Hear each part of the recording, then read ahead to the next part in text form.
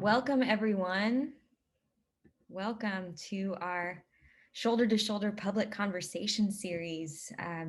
My name is Nina Fernando, and I just want to say a couple of introductory words before we dive in and introduce our speakers today.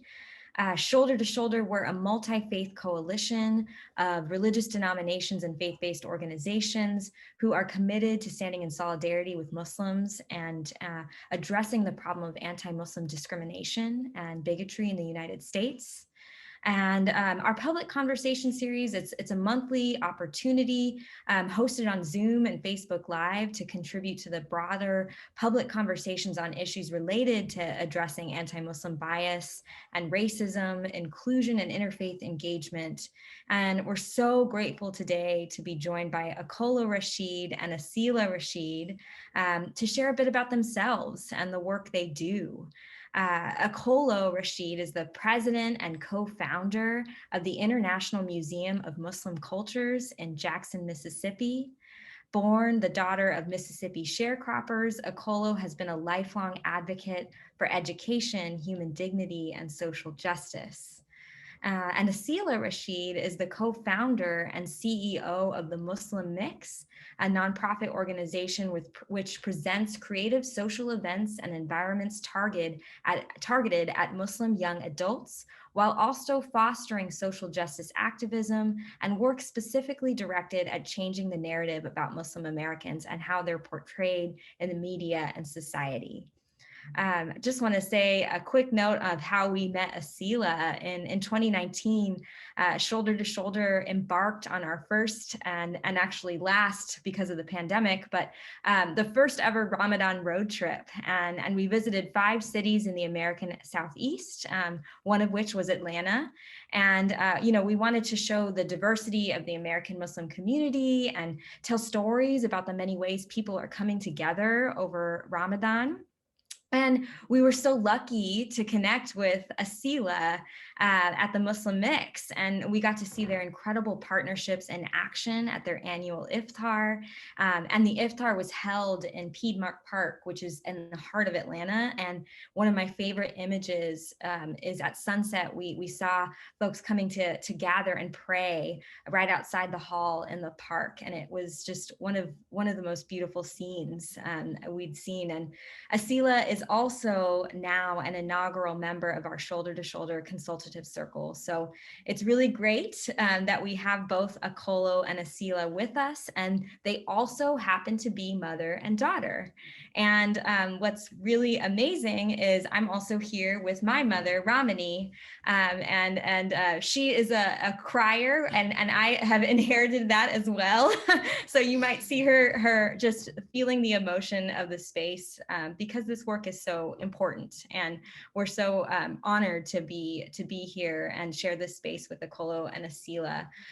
Just to say a quick word about myself, I'm Nina Fernando. I'm the program director of Shoulder to Shoulder, and there's so many ways I can tell you about the work I do and how I came to this work. But just for today in this conversation, I'll say that I was raised in a Sri Lankan family where culture and religion and spirituality really intertwined into a lived tradition. And I believe that no one should be ashamed or discriminated against because of who they are and where they come from and what they believe. And I'm here joined by my mother, who's the strongest woman I know, and she raised us with a deep set of core values with faith as a central guiding post. And I thought this conversation with Okolo and Aseelah would be great to share with my mother. So we will now, before we hear from our speakers, we want to open with a video about Okolo and then dive into the conversation. So here is the video.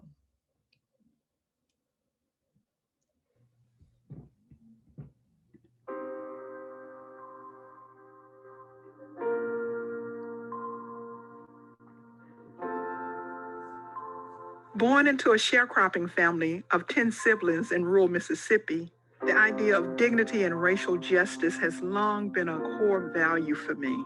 My most vivid memory as a young child of 5 is my father's daring escape with our family from the plantation-like Mississippi Delta in the wee hours of the morning. Those early years of racial oppression and denial of opportunity were damaging. Yet what I found to be most destructive was the educational deficit I experienced as a result of having to work through the harvest season, which left only half the school year.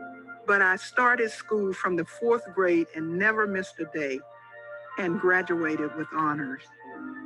There is an inner dignity in Islam called fitra, your natural inner nature that is already programmed for excellence. One's belief in one's own ability to achieve what one sets out to do. The idea of education is at the core of what motivates this work for me.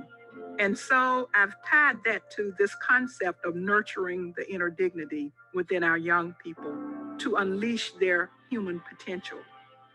For Muslims, the term dignity means inherent nobility, honor, worth, a born sense of leadership and self-governance. As you connect to the Creator, that becomes self-evident. It is clearly expressed in the first paragraph of the Declaration of Independence. The founding fathers talk about assuming among the powers of the earth the separate and equal station to which the laws of nature and nature's God entitled them. How are you going to get young people to embrace the idea of being free thinkers if you can't connect them to this? The scholar W.D. Muhammad said, life is as a seed. For plants, if you lose the seed, no food. In human life, if you lose what it means to be human, that inner dignity, future loss. You're not going to be able to navigate your way to this excellent human being that God created. The museum has worked across the divide of race, class, culture, as well as religion to better understand our shared humanity through exhibition, programming, and a civil rights, human rights curriculum. We launched an Islamic Thought Institute, and we are expanding the museum's reach nationally through our traveling exhibit program. We're not just saying to museums, we have this exhibit. We actually utilize what we call a community-driven model to engage communities to build diverse collaborations. Our current exhibit challenges the negative narratives and stereotypes. Prophet Muhammad historically established pluralistic communities of Muslim, Christians, and Jews living together in harmony. These covenants have become the basis for freedom of what we call liberating theologies. Muhammad says, you will never enter paradise until you believe, and you will not believe until you love one another. There is one God, and thus one humanity. So he says, spread peace. During the freedom movement in America, African Americans wanted two things. One was civil rights, represented by Dr. Martin Luther King. The other was inner dignity, represented by the Honorable Elijah Muhammad. But really, it was one freedom movement, and so we represent those two poles coming together. Islam is a peace movement for freedom that continues into today as one movement for dignity, equity, and social justice, connecting with Black Lives Matter, immigrants' rights, indigenous peoples' rights. We need to work together to establish this pluralistic environment that we call divine unity, or in Islam, Tawheed. That's what the freedom movement is all about. People responding to that inner nature that you can't keep down as a human being. We all have a path to get back to our own being. How does every human being come to that, to achieve this divine destiny of doing good and fostering peace? To get to this destiny is what it means to be a free human being.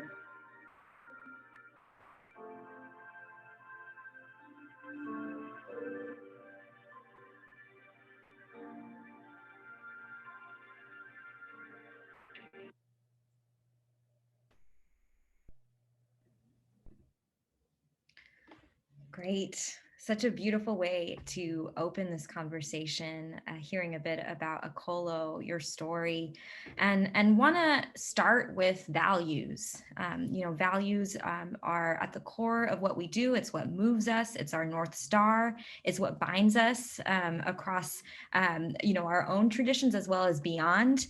And Okolo, you mentioned the values of inner dignity as really core. You also talk about the importance of education and community building. And so want to ask Aseelah, as Okolo's daughter, how did you experience these values growing up? And what core values are important to you in what you do today? Wow. First, I really want to just start off by thanking you, Nina, for having us and the entire Shoulder to Shoulder family. I do miss seeing you all this year or last year for the Ramadan road trip. So hopefully we will all be able to come together again soon. But man, just taking in every time I've watched that video of my mother's story. And there's also another video of my father. He tells his story as well. So perhaps you can find that on the International Museum of Muslim Culture's website. But as you could see, just the magnitude of who this woman is, in which that I come from, it's just still even a lot for me to take in sometimes, of just feeling like, man, this is she cast a mighty long shadow, as they may say, for someone to walk in. But as far as the values in which that were instilled in me very young, as I said, one, just who my parents are and were, even just as young adults themselves, being revolutionaries, from very early on. My dad can be seen on certain civil rights videos like Eyes on the Prize, like walking out of school, as a young teenager, joining the protests, and fighting for equal rights and for freedom, in the South.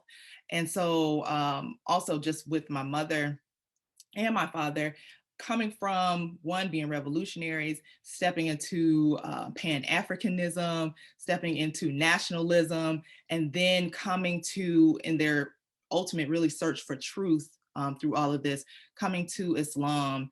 And from being there and accepting Islam, what they really instilled in myself as well as my siblings was really this sense of understanding totally and truly who we were first, just as human beings, who we were and whose we were, as the Southern elders would say, is knowing who you are and whose you are. So it was always something they instilled in us, and just knowing who God was, having this God consciousness, as we say, in Arabic, it's taqwa, and also having tawheed, which is understanding that oneness of God, understanding that there's only one that you serve, and you can serve, and speak to him directly. So having that direct connection to God, and being able to carry that and hold that with me no matter where I went. I always had this sense of just knowing who I was ultimately, but then also it was this thing too of freedom. They were very much parents who allowed me to be me, and still do to this day, even if sometimes I may drive them crazy with some of my thoughts and ideas, but they've always allowed me to be who I am, and to be able to question and to search, as well. And I think that speaks to a lot of just kind of their the path in which that they chose, and that path of searching, for truth and finding it, that they wanted us as their children to be able to have that as well. I love that. And I totally relate to so much of what you shared in terms of my own experience and being the daughter that's searching, and that's sometimes driving them crazy a little. But wanted to ask my mom if she wanted to ask a question. So my question is, as mothers, we have hopes and dreams for our children. Okolo, how were those fulfilled in your daughter? You're muted, Mom. You're muted, yes. Okay, excuse me. Thanks for asking that. And I also just want to echo Aseelah and just thank Shoulder to Shoulders for hosting us. We really appreciate it. I think a couple of things. One is that, as Aseelah said, as she was growing up, and my children, they had this independence, and they do their, what they really feel moved to do. We're told in the Quran that to each is a goal to which God turns you. So we had to respect that. I think what really gave me a sense that Aseelah was moving into the realms of what, was seemed fulfilling to me was one day she told me that she was just cleaning the house and she was just listening to Imam Muhammad, who is my mentor, my teacher. I see him as my teacher and my mentor, right? This great scholar that transformed the African American movement and the Nation of Islam. She said that certainly as she was listening, she started to really understand. Now, all of these many years, I'm Muslim since 75. So this was like maybe, I don't know, 5 years ago, 6 or 7 years ago. And from there, she became inspired and motivated to really begin to bring those messages, because prior to that, she was saying many young people her age just weren't able to connect to that. So that was one, you think, you never know where your children, it told me that the values that we were trying to instill, she was carrying those values. So she was able to pick them up when she heard them. And another, a really, significant indicator, and I just learned this, I think this year, and that was when she told a story. She was doing a presentation and she told a story that when she was about 9th or 10th grade, that her teacher was talking about Muslims in a kind of derogatory way. They didn't really understand Islam, and she stood up and just kind of explained to the teacher what Islam was all about. She never told me that. I just found out about a year ago. And so it's those kinds of things that shows me that she was carrying those values, to have that courage as a student to step up in a class where I think she was probably the only Muslim at the time in the school. So those are some examples. Yeah. You know what? I want to also just kind of nail from what Mom just said. It made me really think about, because I forgot about when I, told, well, one, that story, but then also even when telling you when I started to connect with Imam Wardeen Muhammad's lectures, after, coming upon them many, many years, after he has since passed. And even in that time in which they was here, that was a thing, like she said, as far as just young folks, sometimes, we're, at the big conventions and we're not necessarily, paying attention to the keynote so much. We wanted to run around and socialize with our friends and things like that. However, I think this really speaks to, as people talk about when you sow, certain seeds, and when you plant those seeds, and sometimes you really just don't even know, like you're watering, and all this time, I guess, I'm being watered, from my parents, being watered from my community, being watered from things I've even maybe heard, unconsciously, not really paying attention to, but they were all there in my roots. And so it just came that time in which that plant, was ready to sprout. It was ready to come on out. And that all of those things start to come together that you've, heard or that you've experienced. It just all comes, to the ground and to the forefront when it's time for you to move forward in your next assignment and in this mission. And so that's what I really, even just hearing what Mom's saying, even from this incident in high school, for me, it was after 9/11 had just happened. Like maybe it was the day of, and I had a teacher who was, she just went on some rant about, and just totally just spewing things that were untrue about, Islam and what Muslims even believe. And that day I was extremely nervous, but I just felt like, okay, truth has to be told. If no one else tells her, who else will tell her? I'm here in this classroom. I was afraid no one else, like I said, was Muslim even in the whole school. And that's just been kind of my experience, but I had to say something. But I think that's also when you come to a point where you're equipped for it. So it was all there in me. And then those revolutionary parents of mine, that history, it all came forth of that. You have to speak truth to power, even, at times in which that you're afraid. Oh, I love this. I love this conversation, and I love the concept and the idea of watering, and thinking about now, I'm a new mother, and I know, Aseelah, you are a mother, thinking about how we are watering in our example, in our life, and how, we are continuing that story, the story of our mothers and our parents.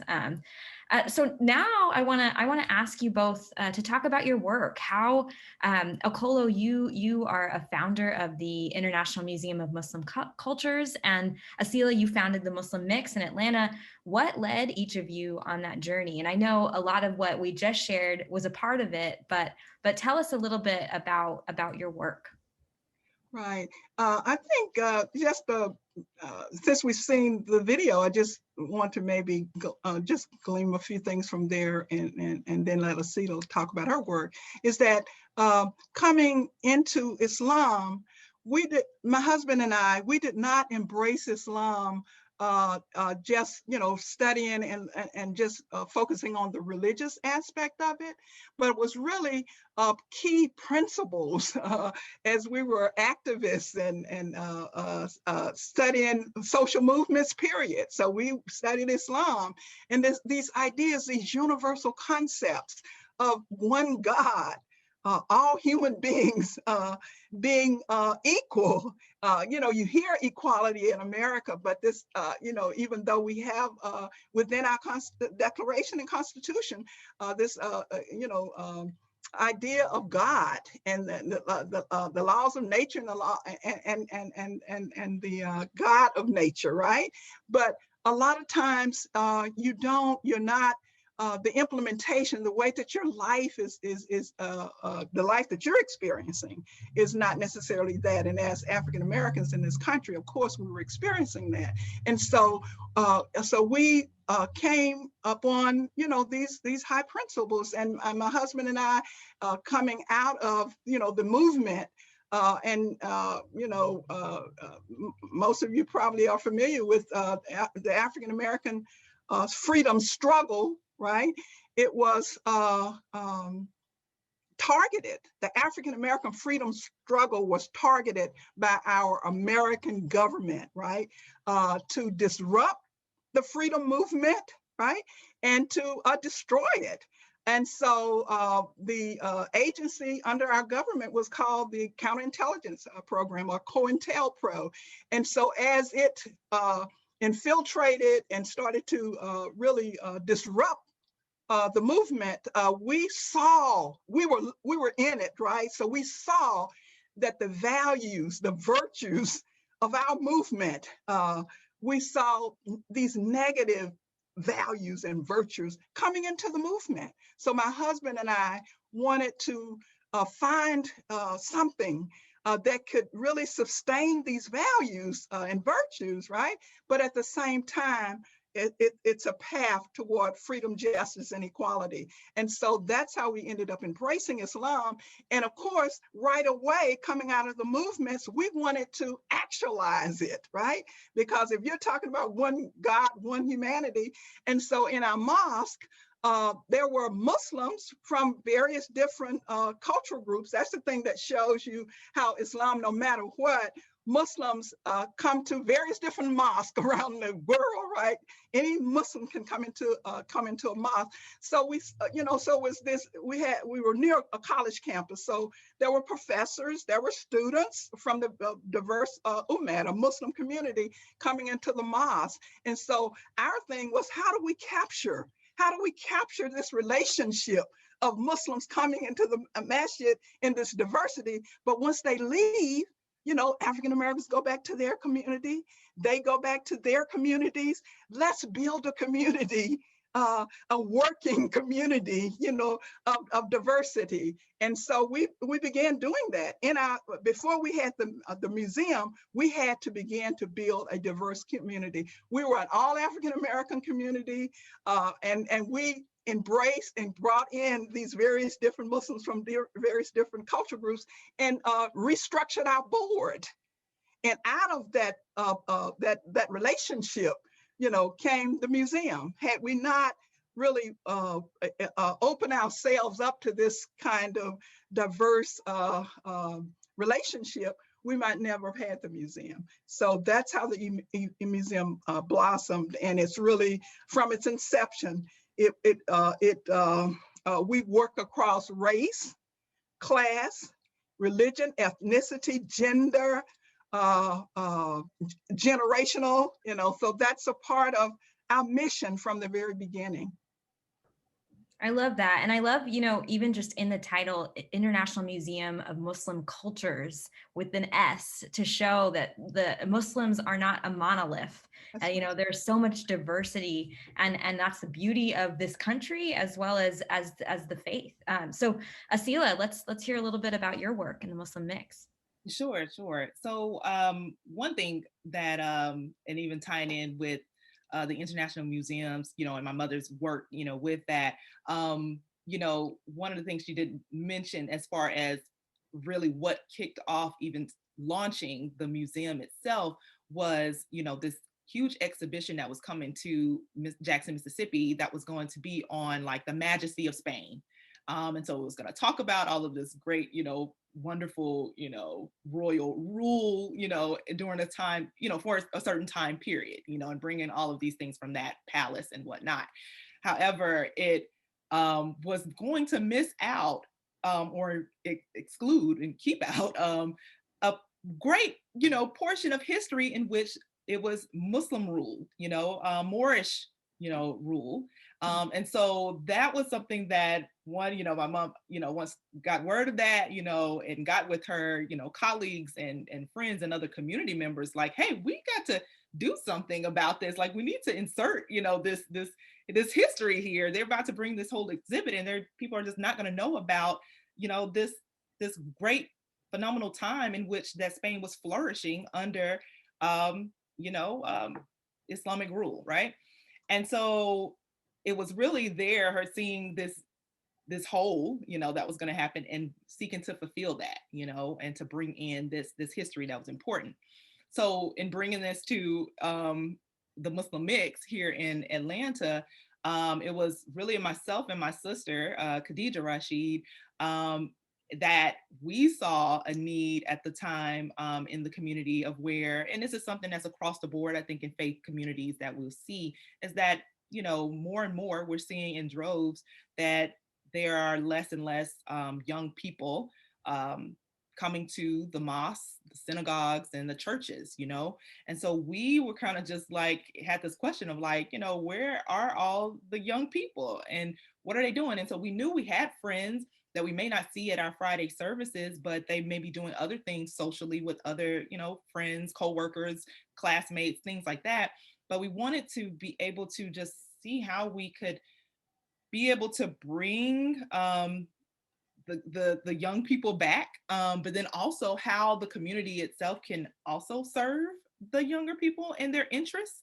So we created the Muslim mix really out of that, to be really socially focused, to where we can be able to come together as young Muslims, but, coming, there and representing the faith, being of support to one another as young Muslims, and bringing issues, to the forefront, like, let's talk about it, let's dialogue, bringing educators, to come and let's, talk about, what Islam says about this and what it says about that. And really, have those opportunities for us to be able to do this and do it within the community as well. We didn't want to just exclude or become a separate sect. It was really important for us to bring that into the space.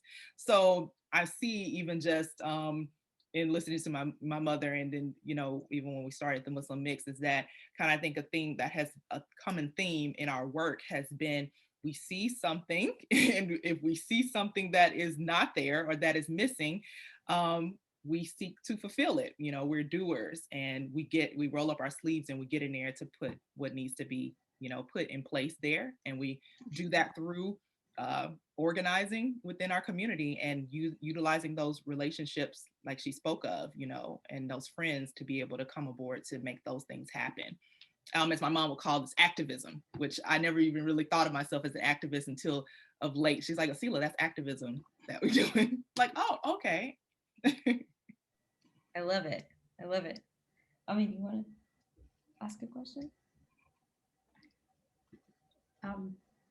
Just what have you learned about each other doing this work? How does that have changed or strengthened the relationships that you have as mother and daughter? Because as you know, that I raised Nina as a Catholic. In fact, when she was born, I had this premonition that she was going to be something spiritual. But in my narrow mind and narrow perspective, I was thinking, oh, she's going to be a nun. But God fulfilled something beautiful in her, in her doing her interfaith studies and being able to speak up for all the injustices in not only in religion, and even as a child, she would speak up for injustice, even in as small as kindergarten, for other of her friends and students. So, so she has strengthened me and made my dreams come true in being able to speak up for injustice and to spread the truth when there is so much untruth going around. And so I like to understand how this dynamics between the two of you as mother and daughter. Wow. Beautiful. That's very beautiful. I love your story, the very brief piece that you just plugged in. I want to say that, and it's wonderful how you said that she had her own path, she had her own goal, right? And as you were saying that, I'm thinking about in my studies, I found that social justice, even though we see it in different ways now, but social justice actually came out of the Catholic thought, right? And so, but, others have taken it. And so now it's not even religious based anymore. So it's important for, so she's acting out those values. So she really was doing the work of the Catholics and is doing the work of the Catholics. So that's beautiful how you might not see a thing, but then God knows is what we say. We don't know, but God knows, and God guides, and he waters, that watering, so to speak. But I guess the one thing that I would say on my part in terms of learning things that have strengthened me and strengthened our relationship perhaps is that concept of activism, is that I didn't realize that my daughter was, an activist until she started to manifest those things by just getting out there, even before the Muslim mix. Even in her school, she was doing different things as a 9th and 10th and 11th and 12th-year-old, grader, right?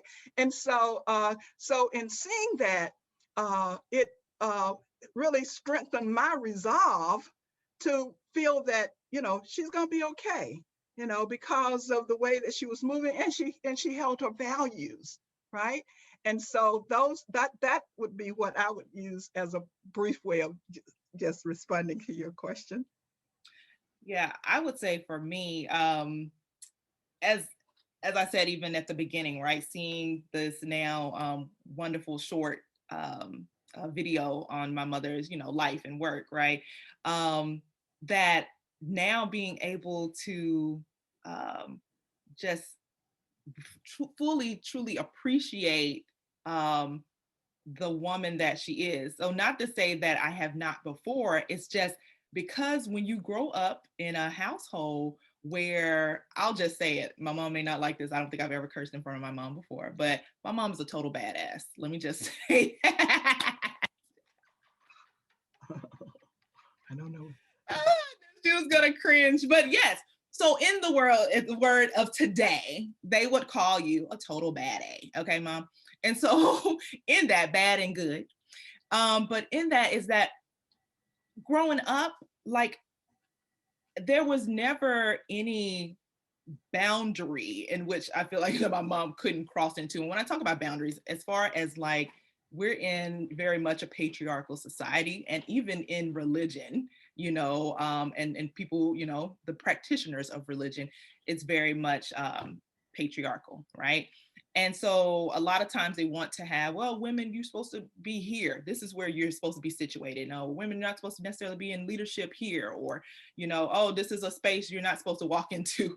And one thing about my mom is that she walks into any space in which that she very well pleases, or that she feels, she needs to be, especially where her voice is needed, and as well as the voice of marginalized people, women, African Americans, whatever it may be, Muslims. She steps into those spaces. And so that's been something that I think I've truly inherited, as far as to not feel like, oh, I can't, go here because I'm a woman, or because I'm too young, or because I'm this. She's really empowered me in a way to see that you can go, and be in those rooms and have those seats at those tables. You take that seat at that table without her ever saying it. This is just only been things in which that she has displayed for me, in what I've seen, and just in her life, as far as how she moves. And that's something that now I just truly just admire, and I know that it has truly made me the person in which that I am, and the way in which that I move. Yes, I totally relate, having a mother that is a badass. Sorry, not sorry. There we go, driving them crazy again. I know. Strong women, and I absolutely love that. So I want to shift a little bit and talk about identity a little bit more. We're often confronted with this stereotype that Muslims are monocultural and monolithic. And this organization, the Institute for Social Policy and Understanding, they offer research and data on the American Muslim community, and they find that about a quarter of the U.S. Muslim population is Black. And yet the Black Muslim community is one that the general public doesn't know much about often. And of course, as the case with any community, the Black Muslim community is anything but homogenous. And so want to ask you all, what is your experience and encounter of Black Muslim life in America? What difference does it make for your work that you are Black and that you are Muslim? And basically, how does identity influence your work? I guess I could say that for me, being African American and Muslim, it's within the same DNA, because Islam comes to one, or the truth comes to one, whatever your faith that you stand on. It comes to you where you are, right?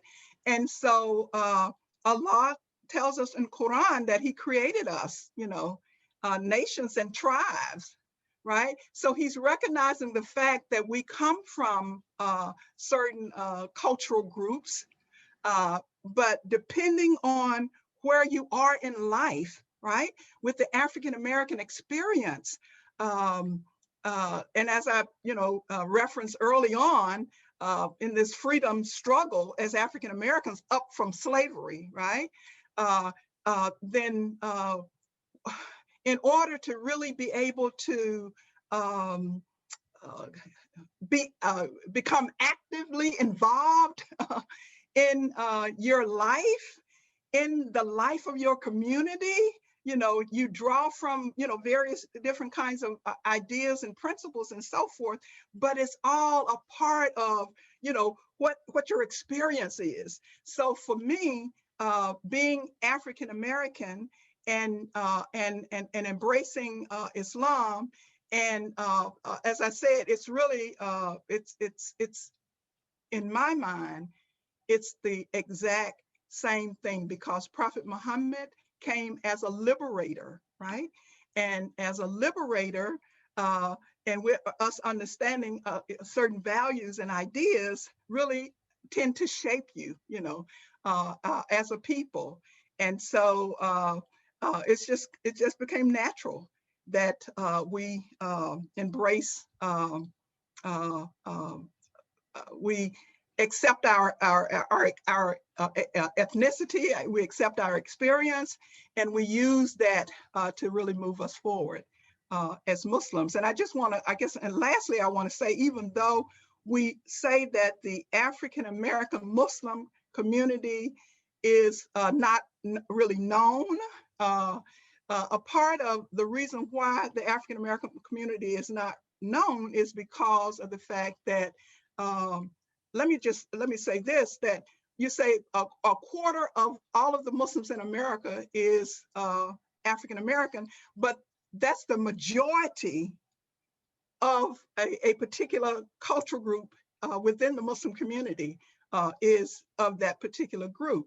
That's one thing. The other one is that, as I mentioned earlier, that the COINTELPRO's plan was to disrupt, and it was to isolate, and it was to really discredit the African American, whether the movement, period, but the African American Muslim movement has been underreported, under studied.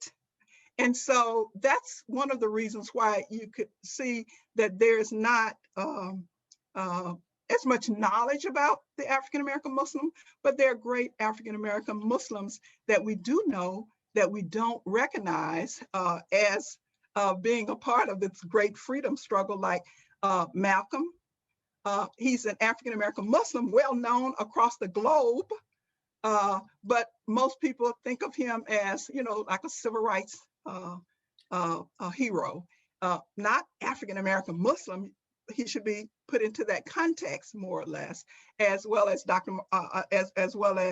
Muhammad Ali, one of the most recognized and most loved person in the whole world, African American Muslim. But many times they identify him as a civil rights hero or so forth. So I'm saying that I think that it's just the way that the media and the way that those persons that do research and study, they've underreported and understudied the Muslims as the reason why they don't we're not really recognized and known. Yeah. And for me, I see really an echoing or dovetailing what my mother has said is,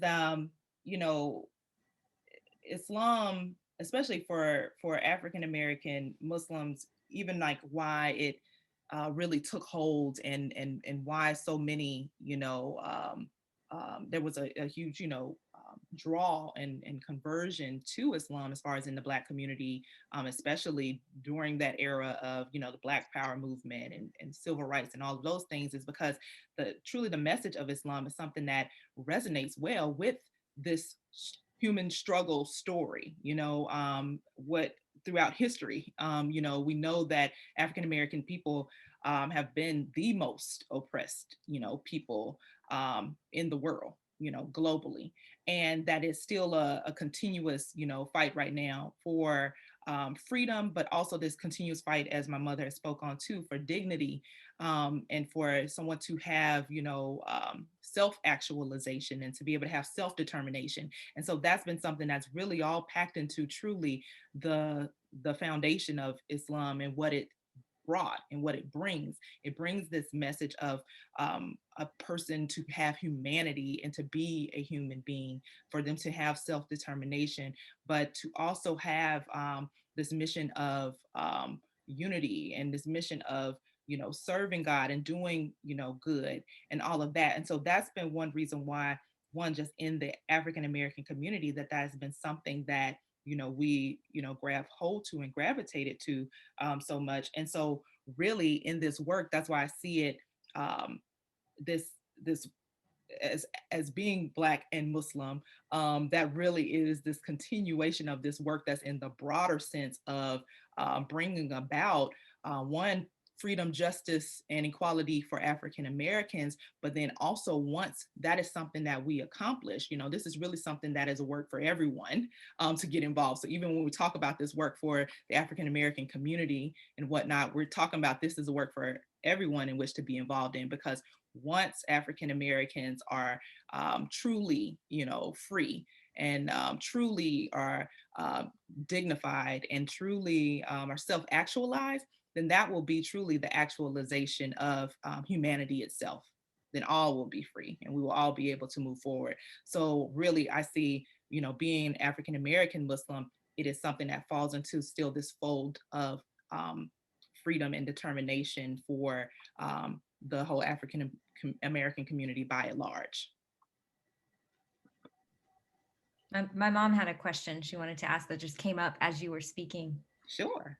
So there are so many African American senators and congressional leaders and other leaders. Do you engage them in your organizations so that the young people in your communities, find connection? Sure. Yeah, we do. We work very closely with the legislators and the political leaders. The city of Jackson, for instance, the mayor just 5 years ago, working with the museum, named April as Islamic Heritage Month in Mississippi, in the Deep South. So for a whole month, we are able to do that. We've established partnership programs with the city of Jackson.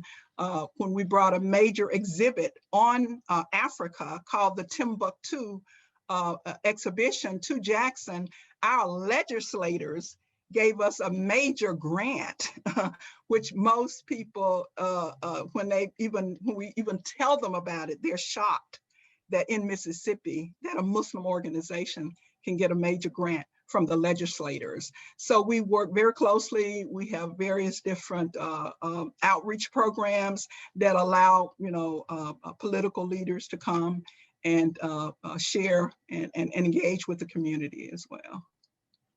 Yeah, and also just even with that, what comes to mind even with that question, I know it's kind of been a newer kind of phenomenon and even I know here, even in Georgia, there is organizations that are still working to getting more Muslims, civically engaged and everything, and getting them to vote. But that's as far as in like the African American Muslim community, since that's kind of our topic of today, that's been something that really coming from Imam Warfdi Muhammad's, community, that was something that he was very paramount in, and really, I would say, pioneering in really making sure that we weren't just, going and being this this group and just a closed in kind of group, that it was important for us in the African American community to engage and take on our American identity and to be involved, civically as well. So he did that through really being the first really here in America, as far as amongst American Muslims, to get engaged in interfaith work even. And so that's something that has really been foundational in the African American Muslim community, specifically coming from Imam Warfdi Muhammad's community, which is a community in which that I grew up in and is a part of. So for me, even in that community, we have, several people who have ran for office, who hold office. We have several, judges and, things like that who hold, these types of office. So it's like, for us, it hasn't been so much a thing of like, okay, now let's make sure that we are engaging kind of our politicians, in that way. A lot of us even are the politicians, or we are staff workers, they're in it, and we vote, that's been a thing too, in pushing the vote. So a lot of times at our masjids, we would have, voter registrations there. We would have people who come in who are running for office, like the Atlanta mayor, Keisha Lance Bottoms, came during her campaign. She came even after the New Zealand shootings, and even came to visit our community and speak there too, to show her solidarity and things with the American community, Muslim community. So one, just even in our community, that's something that has really been a part of our community for quite a while, as far as being very civically engaged and working with public officials and being public officials. I love it. It's amazing. It's amazing. So now tell us a little bit about how you collaborate with people of different faiths and backgrounds. What are some of the ways interfaith partners have been in solidarity with you? And even, feel free to share a story where that's not worked well and something that you might have learned from that. But would love to hear, for those that come from other traditions, other cultures, other backgrounds, how have you worked with them? How can they work well with you all? Yeah. Well, for the museum, as I said earlier, we have, from the very onset of establishing the museum, we worked across, race, class, religion, ethnicity, and all of those other things that divide us, right? So we have a very strong, robust interfaith program. One of our professors and scholars on our scholars team, he talks about the fact that the museum has emerged as a really marvelous, he says, a marvelous home base for Islamic studies, for African American historical studies, but for interfaith, for having I like the concept that my daughter used, for having these brave spaces where we bring, interfaith leaders and grassroots people in and engage in conversation and exchange. And it has been very successful. We're working on a proposal now, and our evaluator keep reminding us, right? This is our external evaluator, not just our internal evaluator, that of all of, and she's like, I guess she's been in the field for about 35, 40 years or so. She said of all of the evaluations that she's done, she has never seen one that ranks so high when it comes to engaging the community, engaging the interfaith communities. And so we feel pretty good about our work and engaging interfaith, but not just engaging the interfaith, but engaging them to have community, to help to, we call it, to help to establish this beloved community that Dr. Martin Luther King talked so much about. And the Prophet Muhammad actually established the essential beloved community. That's what we say. Yes. One thing that's kind of a running joke, so to speak, in the with African American Muslims, oftentimes we're like, well, we grew up interfaith, kind of like, being that as with my parents, they converted to Islam, although I was born Muslim, but for several others, we have the same experience of being kind of the only Muslim family, perhaps, in our larger, family, or at the family reunions, or even our aunts, uncles, grandparents may not even be Muslim. So interfaith is kind of intertwined into just our family makeup, anyway. But just going in then into the broader sense, as far as in my work, with the Muslim mix, as already, Nina, you mentioned, one of our really kind of premier events that we do as far as with the Muslim mix is our Interfaith Iftar that we were doing annually for about had been about the past 4 years before COVID has come and kind of disrupt that, but we're planning to come back. But with that Interfaith Iftar, we partnered with several faith communities and organizations, including One Shoulder to Shoulder. We have the American Jewish Committee, Faith Alliance of Metro Atlanta, which is actually changing their name soon to Interfaith Atlanta. We've had, and just several other, faith leaders that come out for this, and just members of the community. And really, it's a great time in which to be able to have a cultural exchange, as far as for people to experience, Ramadan and what it's all about, but to literally break bread with people of various faiths, that you maybe never sat with, people of various backgrounds, people of various races, all of that. And we always make sure that we have like for the Muslim mix, it's important for us to have connection, and that we really want people to walk away from our events feeling like, one, that they met someone that they had not met before, they learned something they had not learned or ever talked about perhaps before.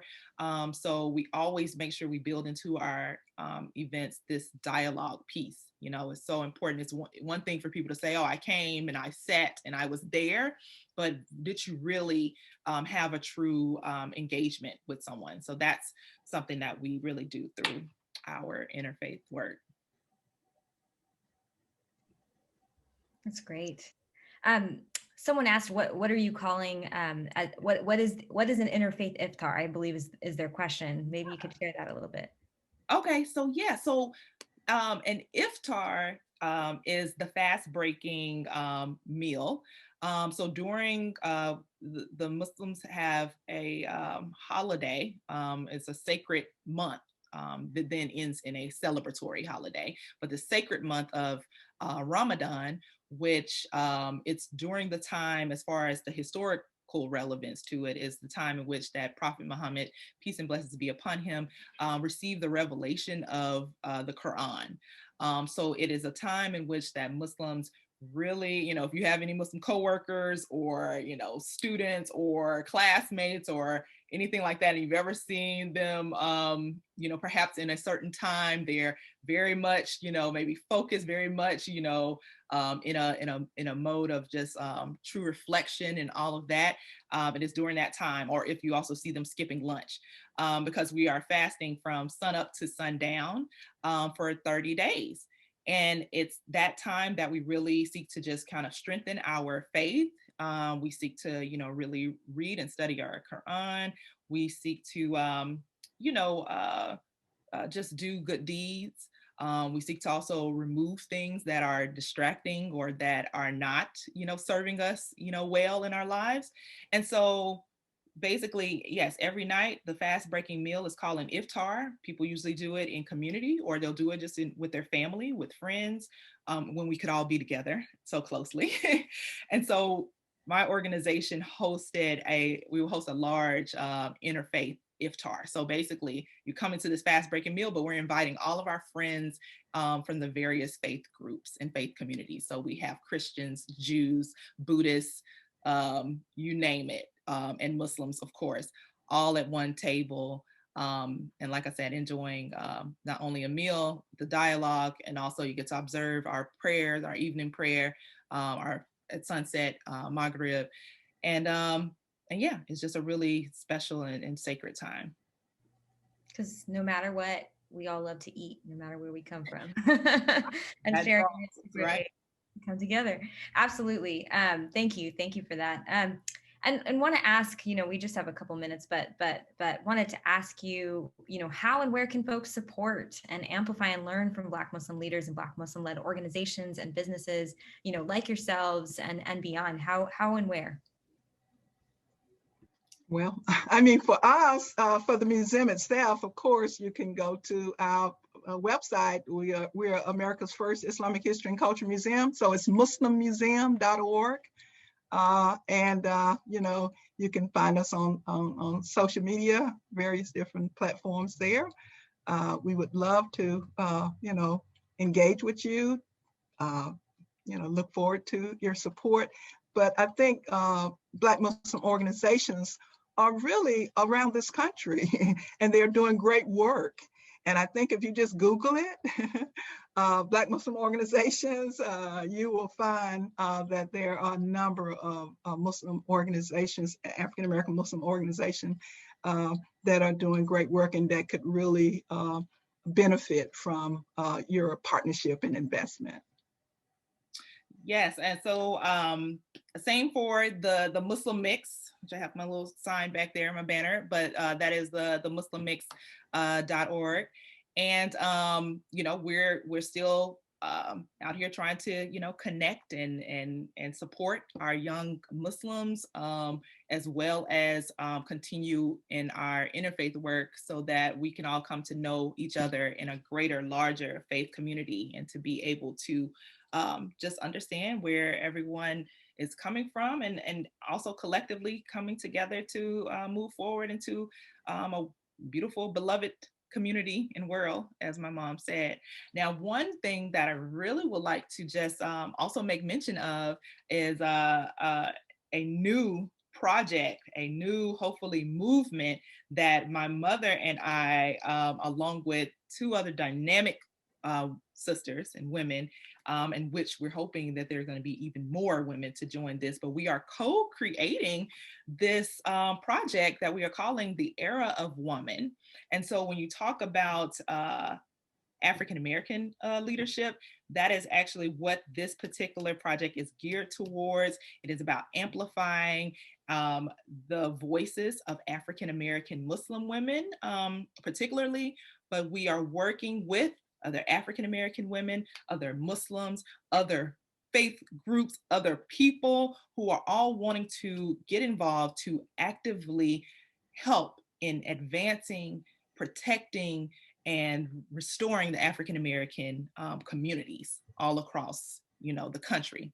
Because as I said before, once that is actualized, that truly African-Americans have their just due here in this country, the whole world will benefit from this, in which that we know. So we are starting this new project called The Era of Woman. We have a website for that as well, theeraofwoman.org.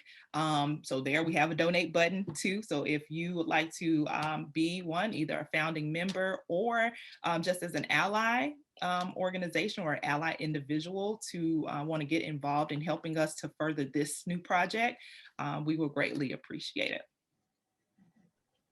Excellent. Excellent. So do want to be respectful of your time, but thought we'd close just with just a quick thought. What is your hope for 2021? What is one hope among many, I imagine? Well, for me, we actually are starting this new project called a religious-based social justice model to save the soul of America. So it is our hope that we can just advance our work. We're building on a foundation of 20 years of working across these divides. Our hope is that because of, these triple pandemics that we're in, that's going to really bring us down on the other side of a new world. There's a new world that's being created as we speak. So we got the regular virus pandemic, right? But we also have, an economic downturn, but we have a racial reckoning that's taking place as well. And so we feel that the work that we're doing in this new effort will help to create a beloved American community. We're starting in Mississippi, but we hope to go across to all of America and then across the globe in building beloved communities, saving the soul of all of the world's communities. So we're excited about that.